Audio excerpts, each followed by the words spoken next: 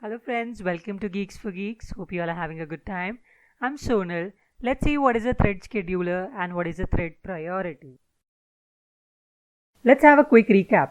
We saw in our last video that we can create threads in two ways. First, by implementing java.lang.runable interface and define run method. Second, by extending java.lang.thread class and override the run method. We even discussed when to use which method to create threads.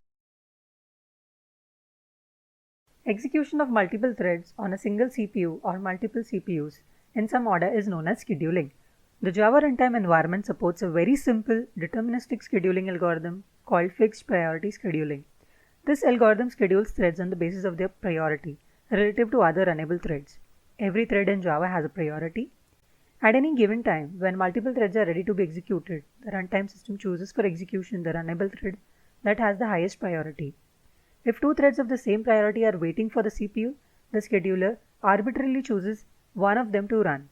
But here, as you can see, we have one more level of scheduling, operating system level. Though at application level, our JRE can schedule threads based on thread priority, but finally, it will get scheduled by the operating system scheduler. It might be using any algorithm, maybe fixed priority or maybe first come first serve or time slicing or any other scheduling algorithm. So we should take care while setting the thread priority. It may or may not work as desired due to underlying system.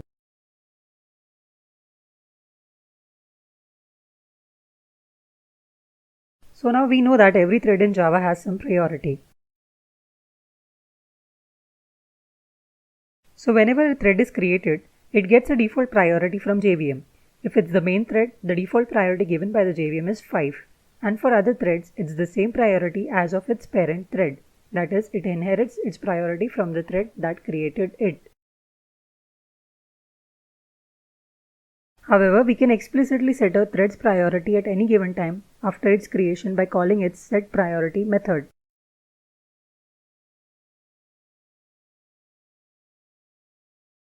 We have some constants defined in our java.lang.thread class.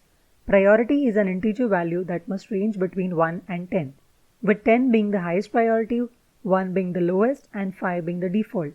We can use these constants to set the priority. We also have some methods in our java.lang.thread class to get and set the thread's priority. The syntax is public final void setPriority int new priority. This method accepts an argument of type int that defines the new priority of the thread. We can use the constants which we saw just before this, min priority, norm priority, max priority. We can also determine the current thread's priority by calling the getPriority method. The syntax is public final int getPriority. These methods do throw some exceptions. To know them beforehand will avoid runtime exceptions. First, if the current thread is not allowed to set the priority, we will get security exception. Second, while setting the priority through setPriority method, if we don't give the priority argument in the range 1 to 10, we will get illegal argument exception. Lastly, if the thread on which set or get method is called is null, then we will get null pointer exception. Let's look at an example.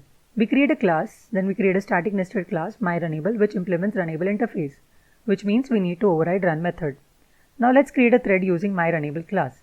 Let's set the priority of this thread as main max priority, which is 10, and finally start this newly created thread. Now we have two threads in runnable state. The scheduler can schedule any of the two threads. As per priority, countdown thread has priority as 10 and main thread has default priority as 5. So ideally countdown thread should be executed first, since it has the highest priority. So let's see the output of this program. Here we go. We see that the countdown thread has executed first. So we can see the countdown numbers. And finally, Happy New Year from our main thread. That's great. But as you all know, the operating system may or may not support priority-based scheduling. This output could have been other way also, or mix of both the outputs.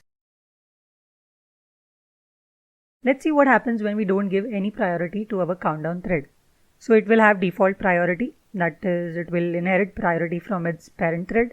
In this case, it's the main thread which is creating it. So it will take the priority of the main thread. And what's the priority of the main thread?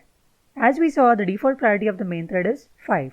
So both the main as well as the countdown thread will have priority as 5. When there are threads of the same priority, we cannot expect any particular order of the execution. So the output of this program can be any way. Let's check out one of the possibility. Here we go. It's the main thread which executed first and then the countdown thread.